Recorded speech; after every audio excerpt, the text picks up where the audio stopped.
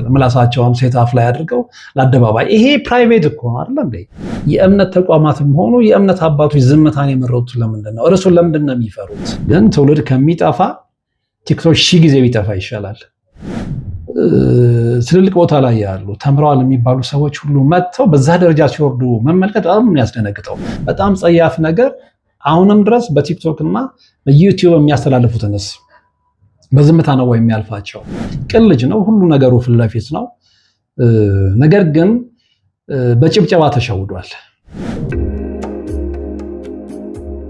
ያጋስተ ቅድስት ሥላሴን 17 ዓመት ሙሉ በጭራሮ ግድግዳ መቆም መስማት ለተዋህዶ ልጆች ልብ የሚሰብር ትልቅ ሐዘን ነው።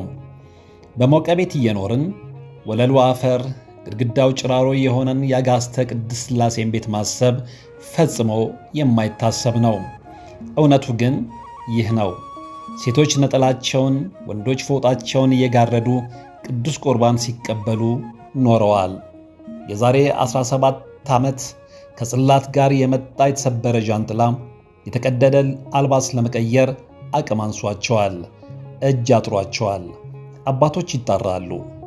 ልጆች እንድትረዱን ስንል በአጋዕዝተ ዓለም ሥላሴ ስም እየጠየቅን ያለነ። እናቶች ድምፅ ያሰማሉ። መልስ እንስጣቸው። ለሊቦ ከምከም ወረዳ የመስኬ የቅድስት ሥላሴ ቤተ ክርስቲያን የበረከት ሥራ በጋራ እንነሳ። ሰላም ጤና ይስጥልን። በሀገር ውስጥና በመላው ዓለም የምትገኙ ወደ ቻናል ላይ ተከታታዮች ይኸው ዛሬም በእግዚአብሔር መልካም ፍቃድ ተገናኝተናል። በዛሬ እንግዲህ በቲክቶክ ዙሪያ ነው ቆይታ የምናደርገው። በነገራችን ላይ የቲክቶክ ጉድ እያፈላ ያለው ኢትዮጵያ ውስጥ ብቻ አይደለም። እንግዲህ ናይጄሪያም ከቲክቶክ ጋር በተገናኘ እየታመሰች ነው። ምንድነው የሆነው? እንግዲህ ናይጄሪያ ከቀናት በፊት የቲክቶክን የምሽት ቀጥታ ስርጭት አግዳለች። ከቀኑ 11 ሰዓት እስከ ምሽቱ 5 ሰዓት የሚተላለፈውን የቀጥታ ስርጭት ነው ያገደችው።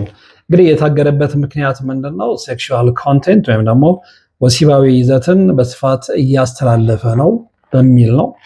የናይጄሪያ ቲክቶክ ተጠቃሚዎች ባለፈው ሰኞ ከቲክቶክ በደረሳቸው ኖቲፊኬሽን ወይም ደግሞ ማስታወቂያ የማህበረሰቡን ደህንነትና የፕላትፎርሙን አስተማማኝነት ለመጠበቅ ሲባል ጊዜያዊ እግድ ተግባራዊ እንደሆነ ነው የተነገራቸው።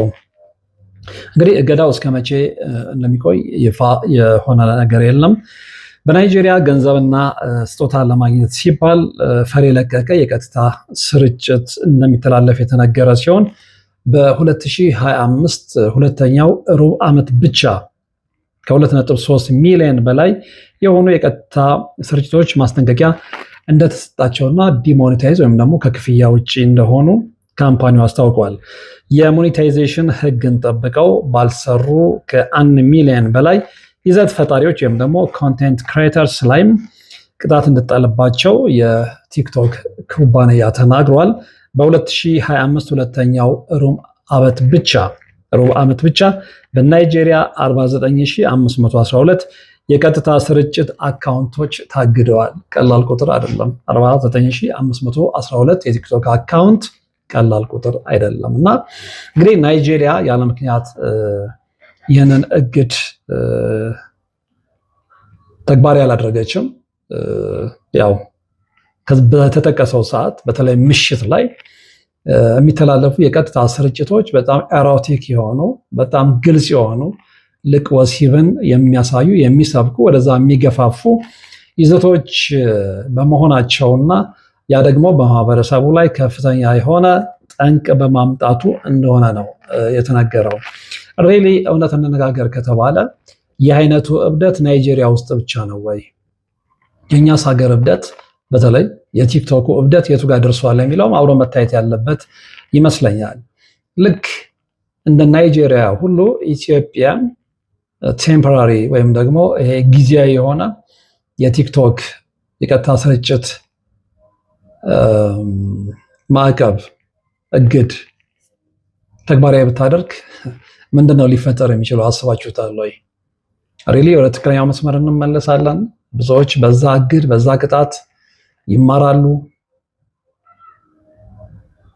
በእርግጠኝነት የሚማሩ ከሆነና ለማህበረሰቡ ዋስትና የሚሆን ከሆነ ከናይጄሪያው ተሞክሮ ኢትዮጵያም ተግባራዊ ልታደርገው የምትችለው ነገር ይኖራል ብዬ ነው እማስበው።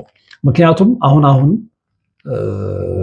እንግዲህ የተመለከትነው እንደሆነ ቲክቶከሮች እየታሰሩ ባሉበት ሰዓት እንኳን አሁን ከዛ ድርጊታቸው ያልተቆጠቡ በጣም አጸያፊ የሆኑ መልእክቶችን በቲክቶክ አካውንታቸው ላይ እንዲሁም ደግሞ በዩቲዩብ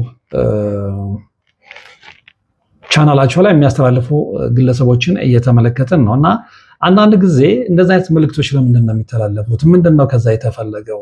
ሪሊ ገንዘብ ብቻ ነው ወይ? ገንዘብ ለማግኘት ብቻ ነው የሰው ልጅ ህሊናውን ሸጦ የዚህ አይነት ኮንቴንቶችን ይዞ አደባባይ የሚቀርበው? ወይስ ከዛ ጀርባ ደግሞ ከገንዘብ ማግኘት ባሻገር የተደበቀ አጀንዳ አለ? ካለ የምታውቁ ሰዎች ይፋ አድርጉልን። ምክንያቱም ሴቶችን ብቻ መርጦ እያስገቡ እንግዲህ እዚህ ጋር ለመግለጽ በጣም ጸያፍ የሆኑ ቃላቶች ስለሆኑ አልጠቅሳቸው፣ እንደዚህ አይነት ጥያቄ እያቀረቡ ቀጠሮ እየቀጠሩ እንግዲህ ቀጠሮ ከቀጠሩ በኋላ የሚያደርጉትን እነሱ ናቸው የሚያውቁት። እሱ አይመለከተንም። እሱ የግል እብደታቸው፣ የግል ጽቅጠታቸው፣ የግል ነውራቸው ነው። እሱ እኛን አይመለከትም። ነገር ግን እንደዚህ አይነት ሁኔታዎችን በተለይ ደግሞ እንደዚህ አይነት ነገሮችን በጣም በጉጉት የሚከታተሉ ታዳጊዎች አደባባይ ላይ አምጥተው ማስጣት ሀገርን በምን ያህል ደረጃ እየገደለ እንደሆነ ሁላችሁም የምታውቁት ነው። ውጤቱንም እየተመለከትነው ነው።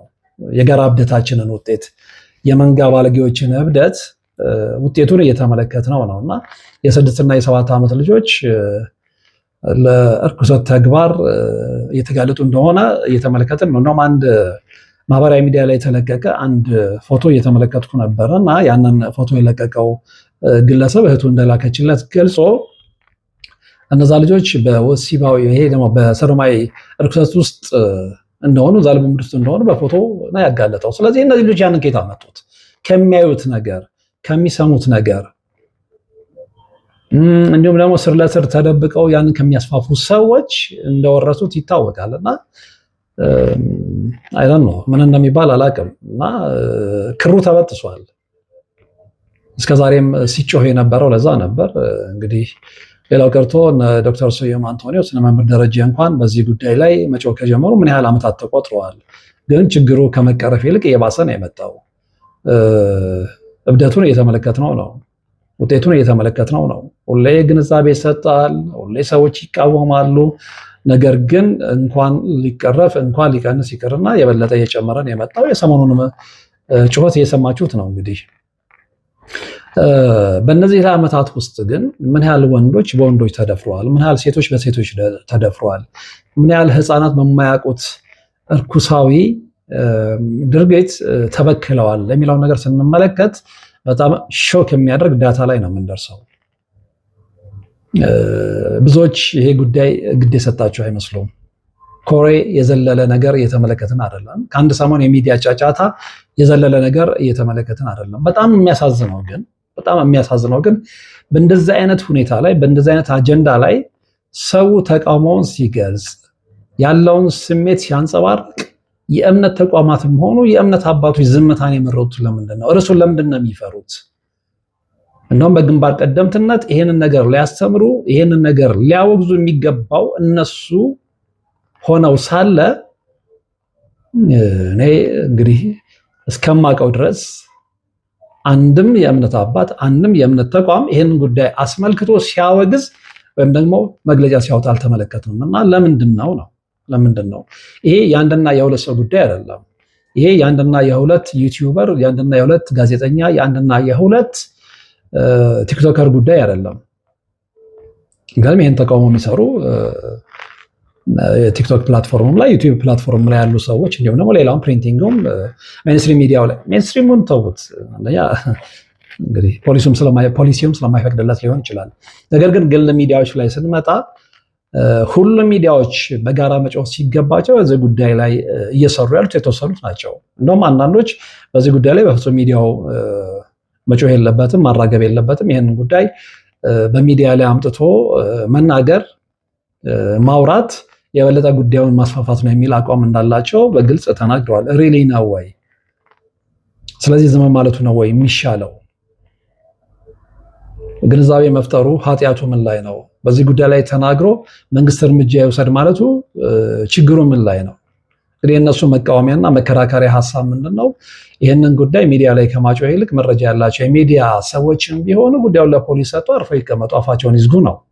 ሪሊ ይሄ ነገር ያዋጣናል ወይ ነው በቅንነት ከተመለከት ነው። እና እዚህ ላይ ያላችሁን አስተያየትም ታካፍሉኝ ደስ ይለኛል። እንግዲህ ከዚህ ጋር በተመለከተ ወይም ከዚህ ጋር በተያያዘ ያው ስለ ቲክቶክ እያወራን ስላለ ይሄ እብደት የናይጄሪያውን አነሳ ነው እንጂ ዓለም አቀፍ ይዘት ነው ያለው፣ አፍሪካን ጨምሮ የእኛንም ሀገር ጨምሮ ማለት ነው። እና ምን ያህል ልጆች ምን ያህል ኢትዮጵያውያን ቲክቶከሮች ገንዘብ ለማግኘት ስጦታ ለማግኘት አንበሳ እንዲወርድላቸው ምን ያህሎቹ ዱቄት ተቀብተዋል፣ ምን ያህሎቹ እርቃናቸውን ቆመው እስክሪን ፊት ተመልክተናቸዋል፣ ምን ያህሎቹ በፍጹም ኢትዮጵያዊ ሊያደርገው አይገባም ብለን የምንሟገትበትን ድርጊት ፈጽመዋል፣ ምን ያህሉ የዲያስፖራው መደበሪያዎች ሆነዋል። ይህንን ያውቁታል ወይ?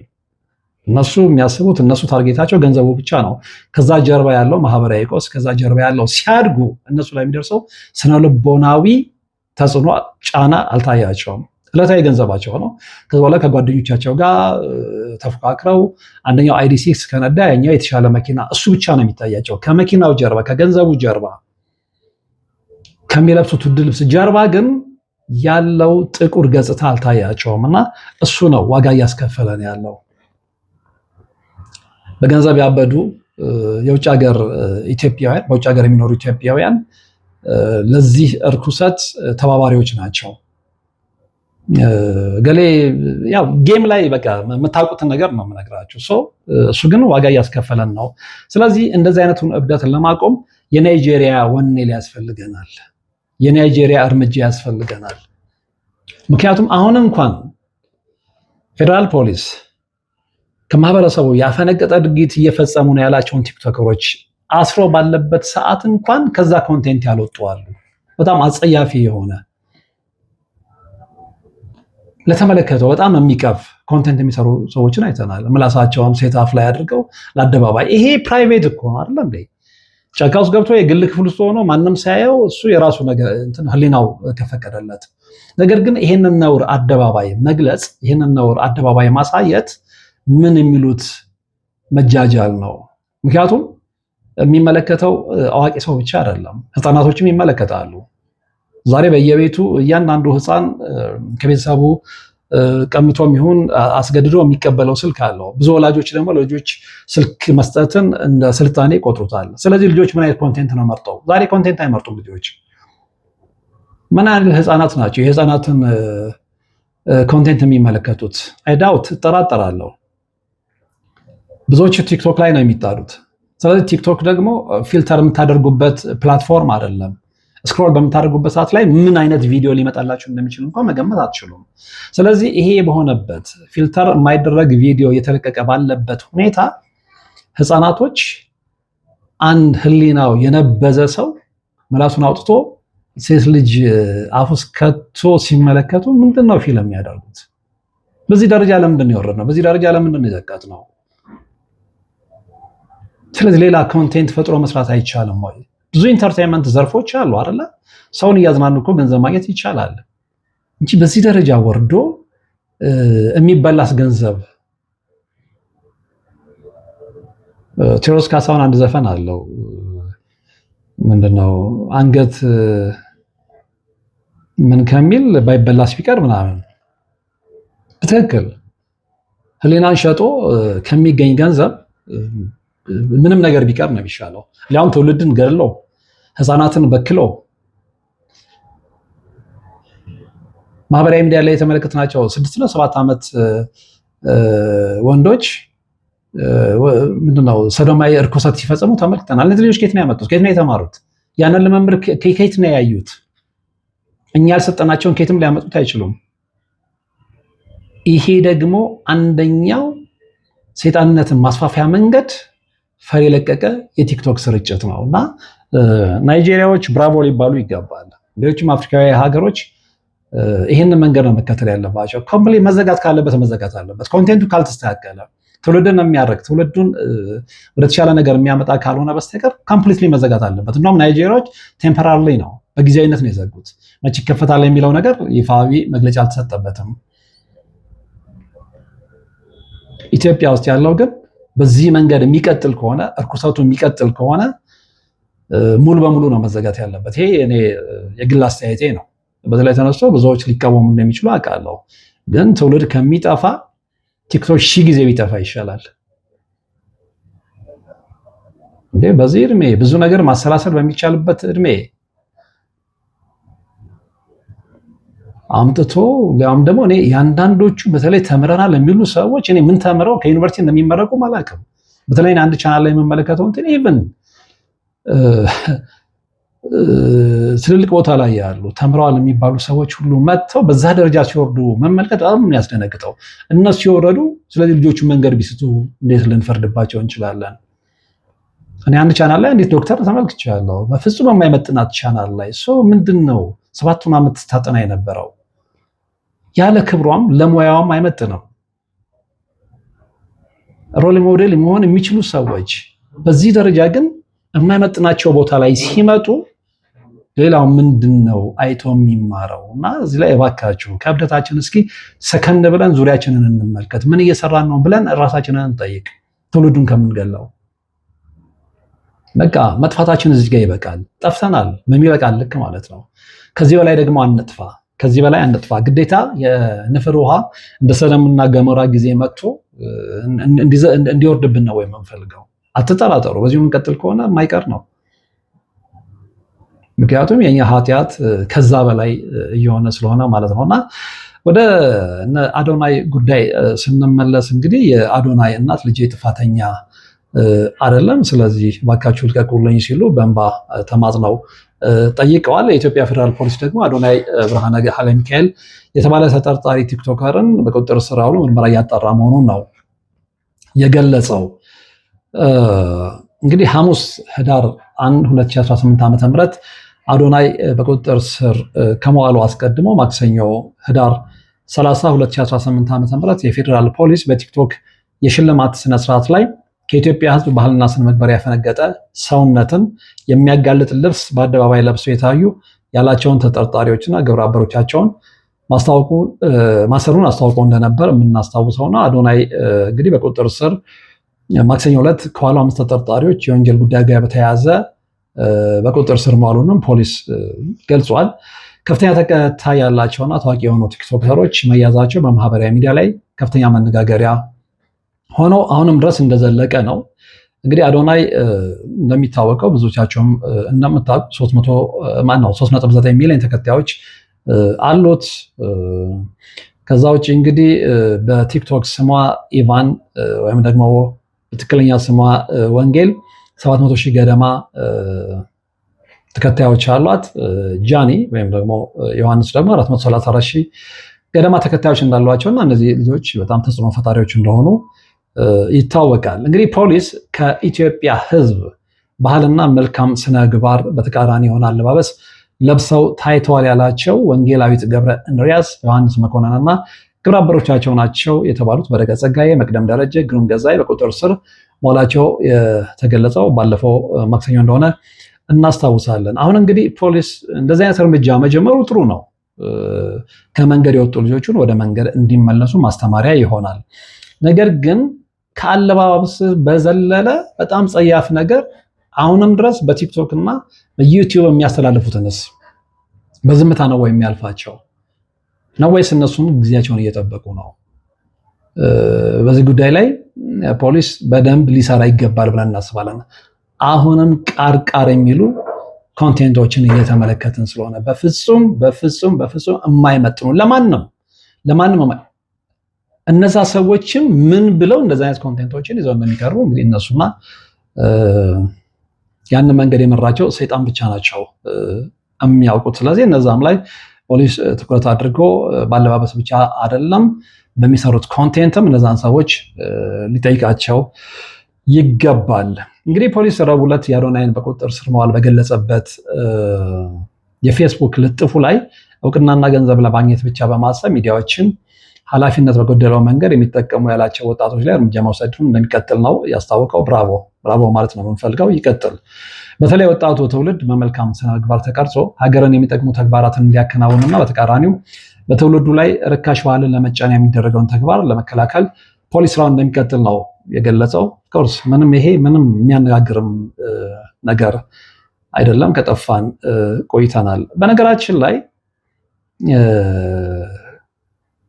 እንግዲህ እነዚህ ልጆች መንገድ ያሳተው አንዳንድ ጊዜ ተመልካቹም ነው ብዬ ነው የማስበው። ምክንያቱም ተመልካቹ የዛ አይነት ኮንቴንት ባይፈልግ ኖሮ እነዛም ልጆች ተመልካቹ የሚፈልገው ኮንቴንት ይሄ ነው ብለው ባያስቡ ኖሮ እንዴት ተያይዘን ገደል ባልገባን። የሚታዩ ኮንቴንቶችን የናሙና ጥናት ማድረግ ትችላላችሁ በየግላችሁ እና ምን አይነት ኮንቴንቶች ናቸው የሚታዩት? ለምን?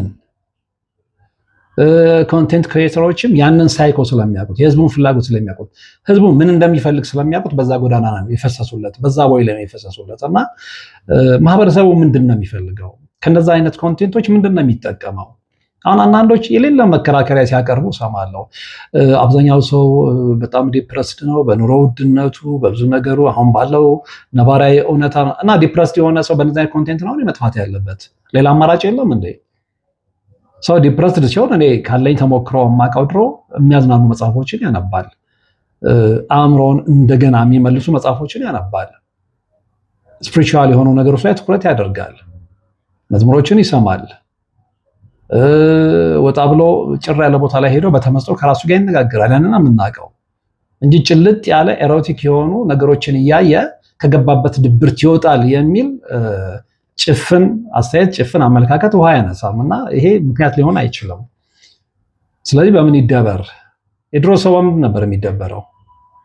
ድሮ ራሱን የሚገዛ ሰው በምን ነበር የሚደበረው? ለነገሩ ዛሬ በዛ ደረጃ ያሉ መጽሐፎችን የሚያነብ የዚህ ዘመን ትውልድ 2 እና 3 መስመር ለምዶ የነ ዶስቶቭስኪን መጽሐፍ፣ የነ በዓሉ ግርማን፣ የነ ሐዲስ ዓለማየሁን፣ የነ ከበደ ሚካኤልን መጽሐፍ ቢያነሳ እንኳን ሊያነብ ይቅርና ገና ሲያነሳው አቶሎ ነው የሚጥለው። ምክንያቱም ለዛ አለርጂክ ስለሆነ ማለት ነው። አለርጂክ የማይሆነው አሁን ላለ ገለባ የቲክቶክ ኮንቴንት ነው። ይህንን በድፍረት መናገር ይቻላል። ፍርሃታችን ወደኋላ ያስቀረን፣ ፊት ለፊት መነጋገር መቻል አለብን እና ትውልዱ በዚህ ዘመን በዚህ ደረጃ ከመጽሐፍ ርቆ ከትክክለኛ ይዘት ርቆ እየሾቀ የመጣበትን ምክንያት እንግዲህ ሪሰርች የሚያደርጉ የማህበራዊ ሳይንስ ባለሙያዎች ቢኖሩን ኖሮ እንደ ሌሎቹ ሀገሮች ብንታደል ኖሮ ተገቢውን እውነት እናገኝ ነበረ። ግን ለዛ ስላልታደልን ሁሉም ተያይዞ በማይሆን መንገድ እያዘገመ ስለሆነ ምክንያቱ ላይ ልንደርስ አልቻልንም እና ሌላው ቀርቶ 8 መጽሐፎችን ያነበበ ደራሲ የሆነውን ነገር እየተመለከትን ነው። ድሮስ ከእንደዚህ አይነት ትውልድ ምን ሊጠበቅ ነበረ? ስለዚህ እንግዲህ መቼ ነው ከብደታችን የምንመለሰው? መቼ ነው በጅምላ ከምንሄድበት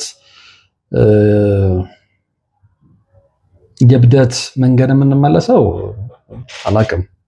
ያንን እርግጠኛ ሆኖ መናገር አይቻልም። ግን አሁን የሚታዩ ነገሮች በጣም የሚያናድዱ፣ በጣም ተስፋ የሚያስቆርጡ ናቸው። ተስፋ የሚቆርጥ ሰው ከተገኘና የሆነ ቦታ ላይ ግን ቆም ብለን ከራሳችን ጋር መነጋገር አለብን ብዬ ነው እማምነውም እማስበውም። እንግዲህ አዶናይ በቅርቡ ከሚኖርበት ካናዳ ወደ ኢትዮጵያ የመጣ እንደሆነ ይታወቃል። ሰግጥ ፈምሰኝ በሚለው ንግግሩ በበርካታ ዘንድ መነጋገሪያ ሆኖ ነበር። እሱም ብቻም አይደለም። አንዳንዶች እንግዲህ የሌለ ለራሳቸው የሚያዩን የልብ ልብ ሰጥተው አስበልጠውታል ይሄንን ልጅ እና ምንም አትሆንም እንደዚሁን ሰግጥ ምንም ማንም የሚነካ የለ ምናምን የሚለው ነገር ወሰወሰውና መንገር ለቀቀ ልጁ።